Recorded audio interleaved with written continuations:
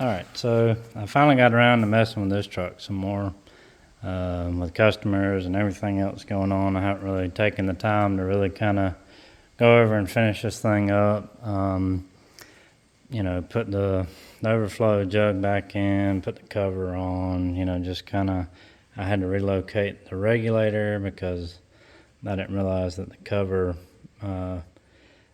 nut went on that, so I had to move it, and just kind of going over everything, trying to tidy things up. And one thing that was aggravating me about it was, it's a stock LS6 out of my CTSV, and with the Trailblazer intake, because the car intake would not fit. I wanted to run the car intake and all, but it just wouldn't clear the alternator, and I had a Trailblazer intake. So and I had the 102 millimeter throttle body, which leads me into my next point.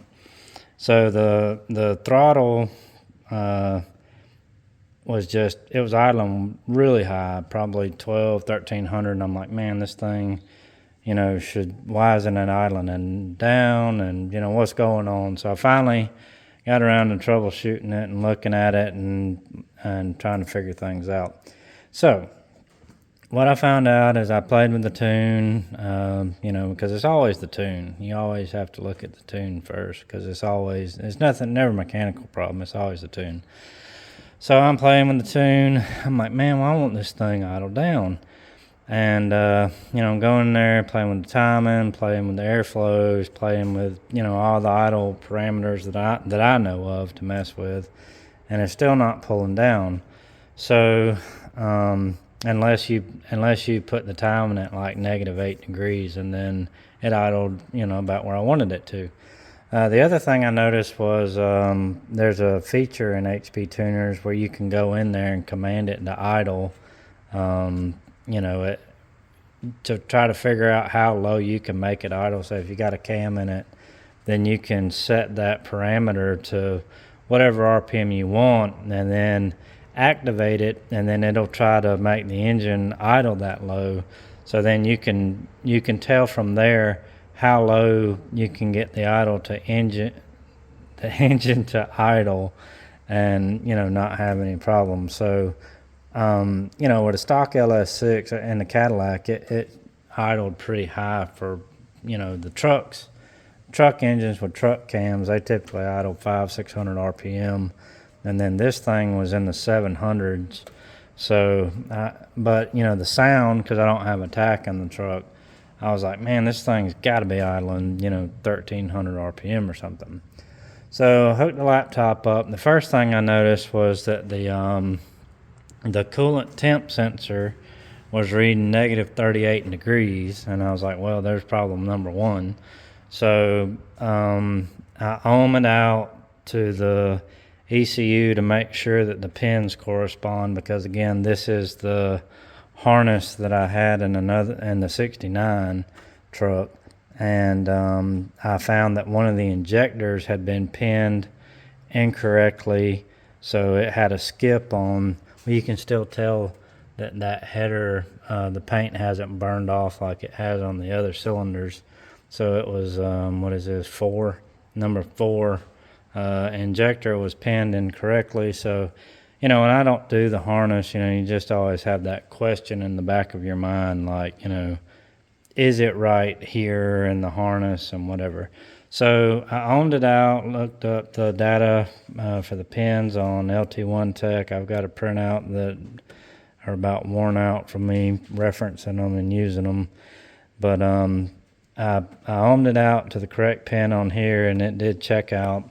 So then I checked the other one, which is the ground, and it was going to pin 80, which is a ground, but it wasn't for the coolant temp sensor. So I moved it to the temp sensor ground, and then it still was showing -38 in the ECU. So I was like, good grief, what could it be? So once I pulled the pin out, to see maybe if it had the prong or terminal had opened a little bit, maybe I needed to tighten it up or put a different pin in there or something. And then when I put it back in there, then all of a sudden it started working. So I was like, okay, perfect. Now, now it should idle down because it doesn't think it's at negative 38 degrees now. That scared me. Now it knows we're at 200 degrees Fahrenheit, then it should, idle down based on the RPM table and coolant temp. So no change there. So again, that's when I started messing with the tune, trying to get it down. And I don't remember where this throttle body had come from, but these 102, these cheap throttle bodies, which I mean it's too big for the intake anyway, but they're an inexpensive throttle body, cable throttle body. I prefer cable throttle body, but I had ported this one because the factory design, or the way they come, the opening for the bypass for the idle air control valve is basically like blowing over the neck of a bottle, and it gives that whistling sound which will drive you absolutely insane. So I had ported that out already, but I've messed with so many. There was one that I did, and one, I can't keep up. So anyway, after messing with the tune and not being able to command it to idle lower and have any results, I came out here and lo and behold, the idle adjustment screw was way down. So I was like, oh, there's my problem. So I loosened it up to where the throttle blade was all the way closed, and now I'm able to control it with the IAC. So now it's idling at whatever the Cadillac base file was. So it sounds much nicer. It sounds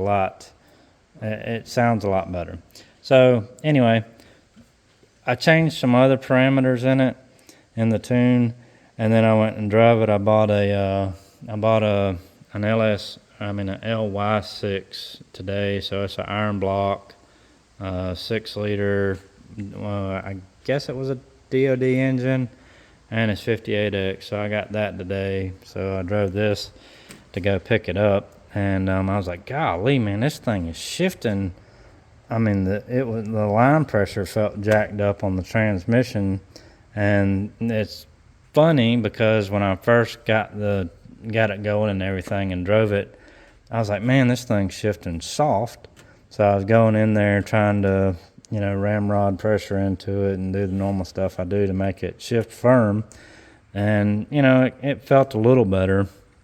But it still wasn't, the spill your coffee 1-2 shift that I'm used to having. And, it wasn't right. So now that the temperature was correct, I guess, that was correct. And then I was like, well, man, it's really delayed on the shift. And then when it shifts, now it's spill your coffee, like, break your neck. Bark second shift, and I'm like, man, that's too harsh. So I was like, well, what, so I went back and changed my settings to, a known calibration that I have, and a lot less pressure down low on the shift tables. And again, it's still just a very firm, rigid, tough, break your neck shift. So, back to the drawing board. So one of the other things that I had done was I finally cleaned up where I had, realized that I was probably as finished as I was going to get with the wiring and all. So I put the glove box back together and then mounted my OBD2 down here. And so I pulled my codes, and it had P1122, which is a throttle position sensor. So I was like, well, I'll bet the pressure is based off of throttle position. So I was like, well, let me check that and see. So I was like, this throttle body appears to have come with its own sensors, so they're not OEM GM. So I changed to a GM one off another throttle body I had, and was watching the voltage and everything.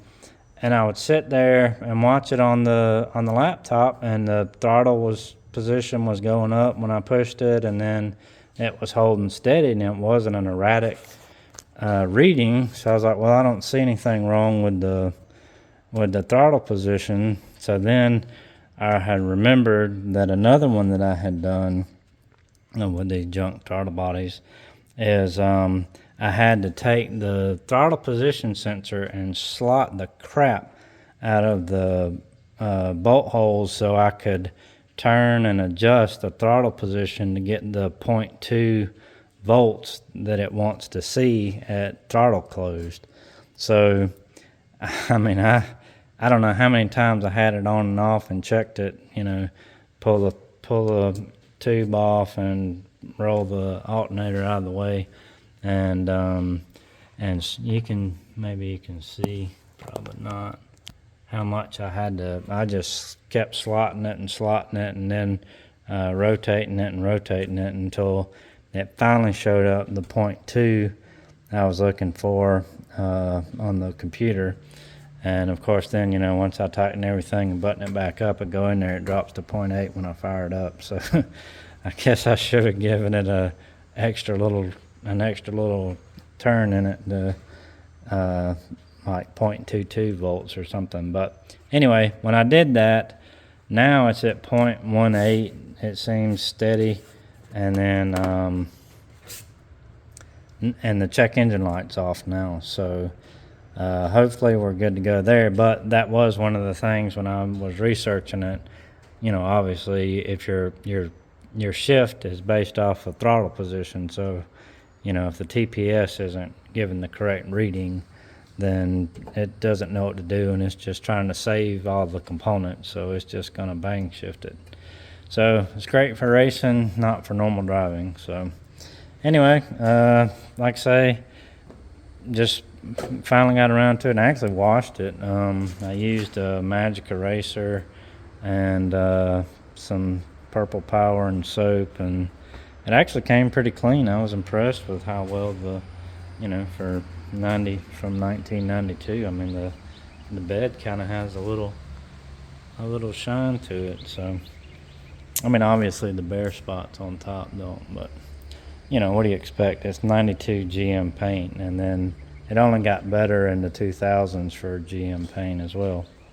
But anyway, this thing's been running pretty good. The other thing too is with the coolant temp sensor saying it's negative 38 degrees, that's going to affect our fuel mileage. So, and I think it's still got, I don't know because I didn't have it filled all the way up, but I think I was pretty close to having it filled up. So, I mean, I can't really say what it is if you don't really have the correct data to calculate. So, but anyway, that's the update on this thing. Just trying to clean it up and get it more finalized because, like my professor used to say, you never finish, you just run out of time. So, when I'm working on mine, I only get to work on them in between customers and everything else I have going on. So I was glad I was able to have the time to, look into it and get it where I wanted it to be, get the idle down and get all the other little doodads figured out and all. So, and got this thing back together, and it hasn't leaked fluid, so we should be good on this one. But anyway, that's the update for now.